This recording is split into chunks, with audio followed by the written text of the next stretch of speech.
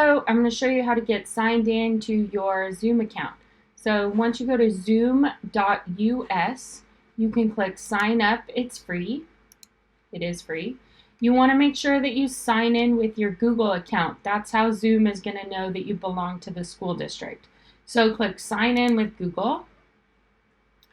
Choose your Google account, your school one,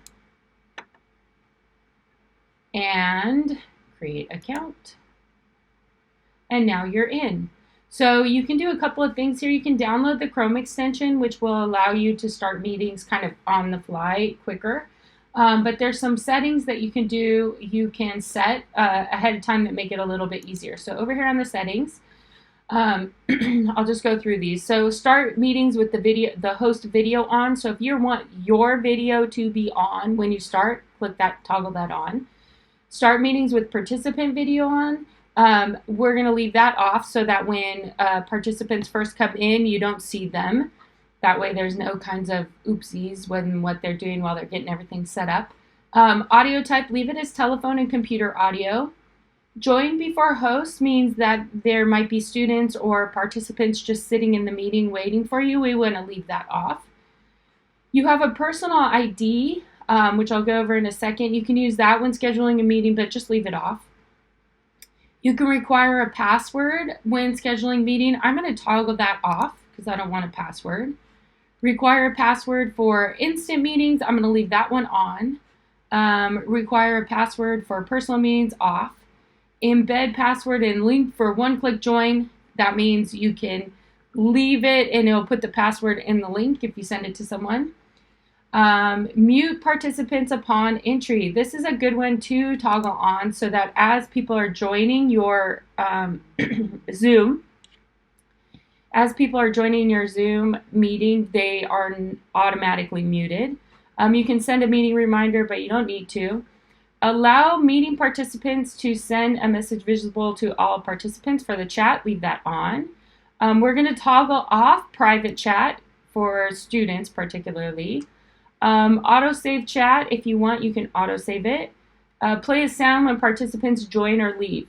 I like to have this on, but only heard by the host. So I want to know when somebody joins or leaves, and so it'll make a little ding, but it can be annoying to have everybody hear that. But if you don't want to know when people are coming or going, toggle that off. We want to leave file transfer off, and then you can leave these off as well. We want to, down at the bottom here, allow hosts and participants to share their screen. It depends on if you wanted kids to be able to share their screen, you can leave that on. If you don't, then toggle it off. I'm going to leave it on for right now. Who can share? Host only. Disable desktop screen shares for users. So if you don't want people to be able to screen share, leave that off. I'm going to leave it off. Allow participants to use annotation tools. So you can annotate in Zoom, like there's a whiteboard and you can leave that on. There's the whiteboard, remote control, nonverbal feedback.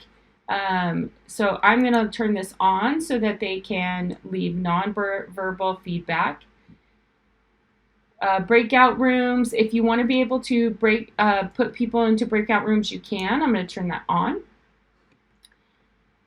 Closed captioning, if you want to have that on, turn that on. Save captions, you can save them as well. If you want people to be able to have a virtual background, leave that on. Identify guests, if you had any guests, we won't have any guests. Auto answers in group chat, you can leave that off. And then a couple of other things down here. We're going to recommend that you leave the waiting room off. The waiting room would be where you, it's exactly what it sounds like. There's people who are waiting for you to let them in. If you turn the waiting room on, you have to individually let people into your Zoom. So we're going to leave that off. And then you can also have a show from your browser link. Oops. Other things, we can leave this off. It gives you the invitation email, so you can change that if you want. And that's it. Then to schedule a meeting, super simple. to schedule a meeting. Click on schedule a meeting. And here you're going to name your meeting.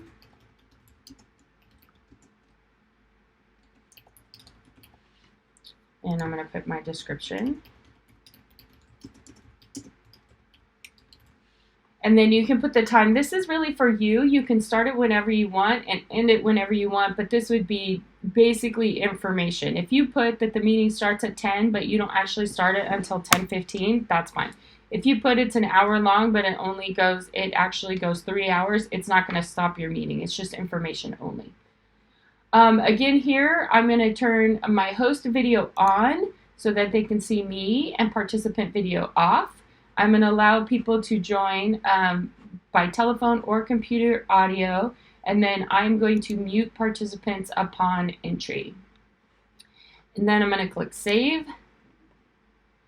When it is time for me to start my meeting, I can copy the invitation here. So this tells me everywhere that this is all of the information here for people to join my meeting. I'm going to click Copy Meeting Invitation. I'm going to email it to myself.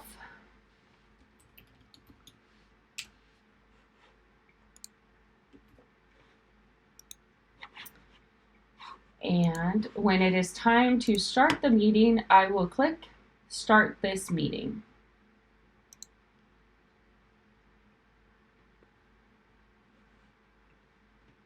Open Zoom. And there's me. Hello, me. That's all you need to do to start the Zoom.